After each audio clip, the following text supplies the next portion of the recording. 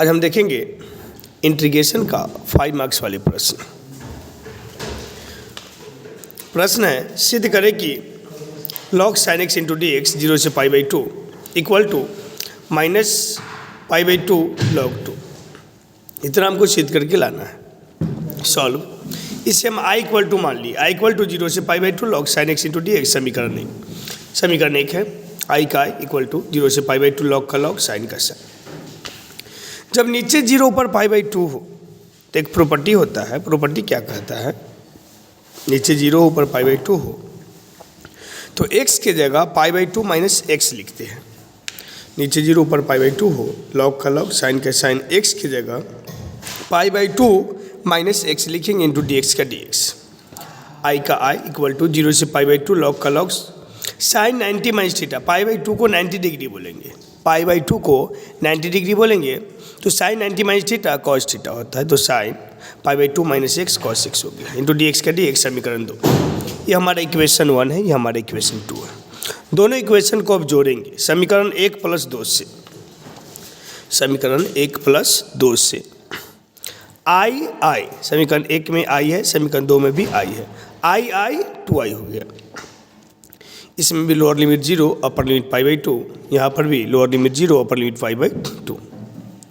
i 2i हो गया 0 से π/2 log sin x plus log cos x into dx। दोनों को हमको जोड़ना है। एक फार्मूला होता है log sin x plus log cos x का, यानी इसको हम log m plus log n बोल सकते हैं।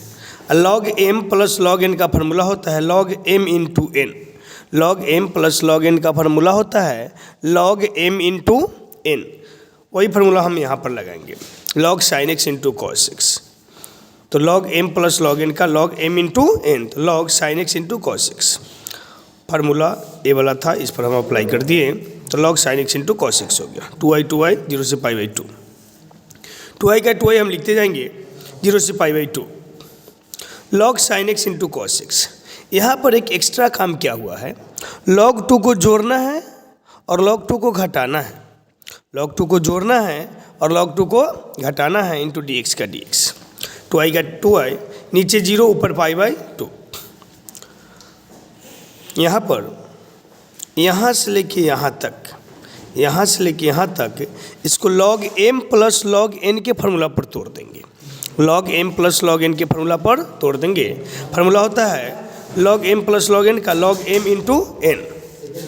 तो यहाँ पर log m plus log n का log m into n, log 2 sin x into cos x। m हो गया ही, n हो गया ही, तो इन दोनों को गुना कर देंगे। तो log 2 का 2 sin x into cos x minus log 2 का log 2 इंटू dx।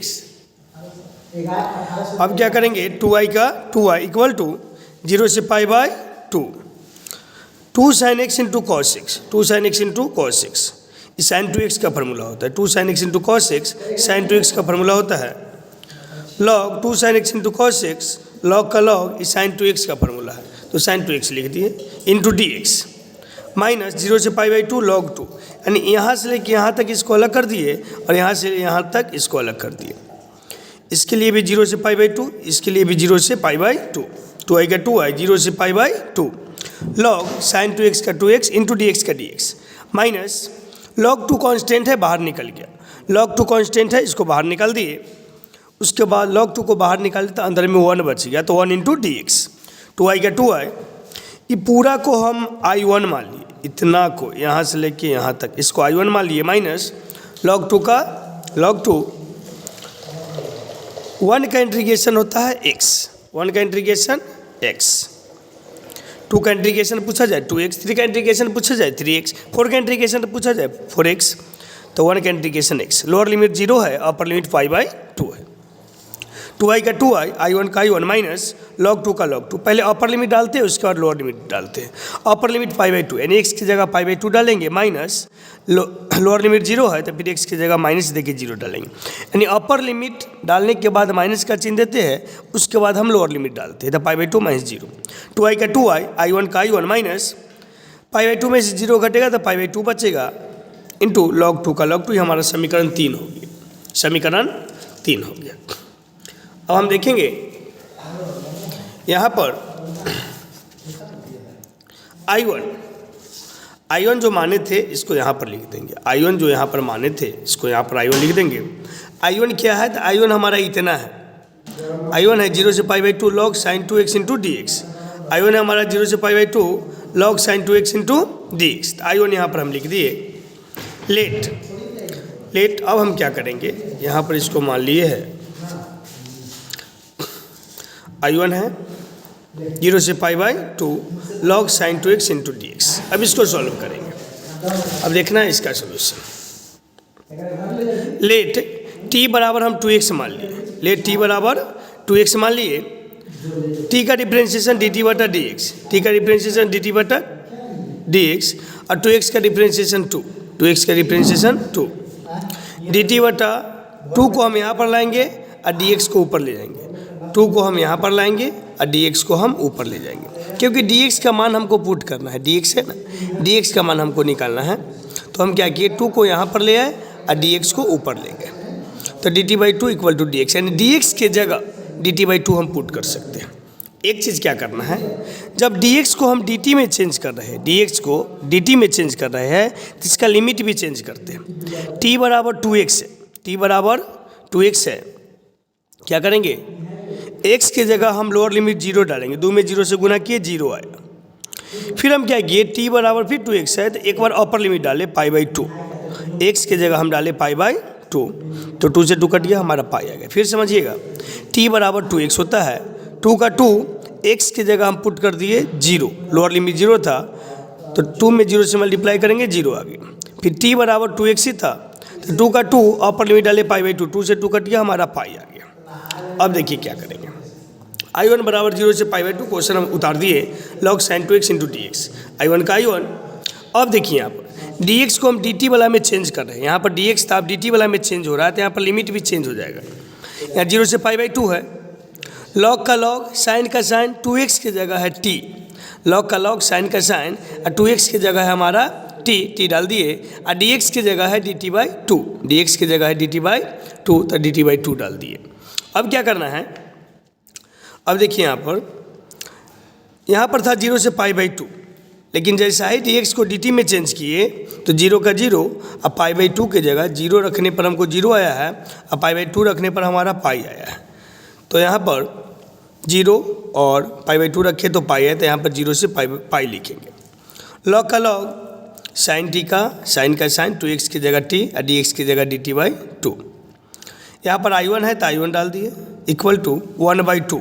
यहाँ से 1/2 कॉमन ले लिए वाला 1/2 हम यहाँ पर कॉमन ले लिए।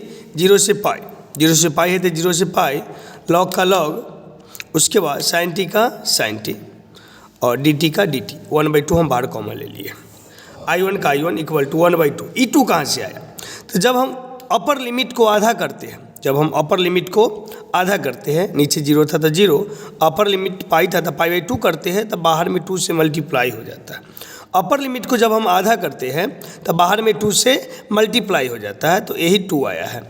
अब log का log यहाँ पर होता log छूटा हुआ है, log का log sin x का sin x और t के जगह अब x हो गया, dt के जगह dx। ई कैसे हुआ, यहाँ पर log छूटा हुआ है, हम log लगा देते हैं। अब देखिए log का log, तब देखिए यहाँ पर t इंटू डी टी को हमको x इंटू डी एक्स में बदलना है, तो कोई बदलाव नहीं होता है। t इंटू डी टी को x इंटू डी एक्स में हम बदल सकते हैं। कैसे, तो देखिए t बराबर हम x मान लिए, यानी x की जगह हमको t पुट करना है। यहाँ पर x है ना, तो t बराबर हम x मान लिए। t का डिफ्रेंशिएशन dt बटा dx, x का डिफ्रेंशिएशन होता है 1।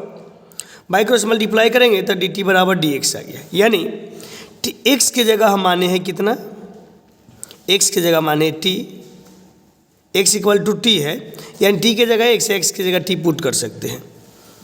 तो यहाँ पर क्वेश्चन में था, यहाँ पर t, यहाँ पर देखिए क्वेश्चन में t है, तो t इक्वल टू x माने हैं तो t की जगह हम x पुट कर देंगे।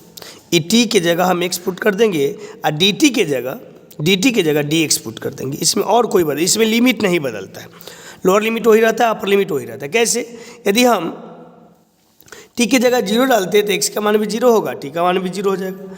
यानी यहाँ पर t का मान हो गया लोअर लिमिट टी का मान 0, अपर लिमिट टी का मान पाई। तो 0 डालेंगे तो x का मान 0 ही रहेगा, पाई डालेंगे तो x का मान पाई रहेगा। तो इसमें लिमिट चेंज नहीं होता। यदि t इंटू डी टी है तो x इंटू डी एक्स लिख देंगे, उसमें कुछ चेंज नहीं होता। I1 का I1 इसको लिखना चाहे लिख भी सकते हैं, नहीं भी लिखना चाहे नहीं भी लिख सकते हैं। I1 का I1 बराबर 2 से 2 कट गया, lower limit 0, upper limit π/2, log का लॉग साइन एक्स का sine x into d x. उसके बाद I1 का I1 यहाँ पर ये क्वेश्चन था हमारा शुरुआत में। देखिए शुरुआत में जो हम पढ़े थे इसमें I1 बराबर माने थे 0 से π/2 log sine x into d x.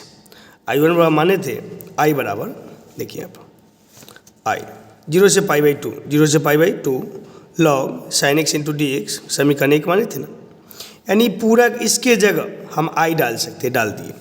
ये जो क्वेश्चन है शुरू वाला क्वेश्चन है, जो शुरू में I बराबर माने थे, तो I बराबर इतना है तो इसके जगह हम I पुट कर सकते हैं, वही हम I पुट किए। तो यहाँ पर हम I पुट कर दिए हैं। अब समीकरण 3 से, समीकरण 3 हमारा आया था, देखिएगा समीकरण 3 आया था हमारा इतना। समीकरण 3 है 2I बराबर I1 माइनस π/2 log 2, ये समीकरण 3 है हमारा। समीकरण 3 जैसे था वैसे उतार दिए, 2I का 2I equal to I1 minus π/2 log 2, समीकरण 3 को उतार दिए। समीकरण 3 उतारने के बाद ध्यान से देखिएगा हम क्या किए। समीकरण 3 उतार दिए, 2I का 2I, I1 की जगह I है तो I हम लिख दिए, I1 की जगह I है तो I लिख दिए, माइनस π/2 का π/2 log 2 का log 2, प्लस में I था, क्या चीज़ में गया माइनस में, तो 2I minus I equal to minus π/2 log 2, 2I में से I घटा था I बचा, इक्वल टू माइनस π/2 log 2।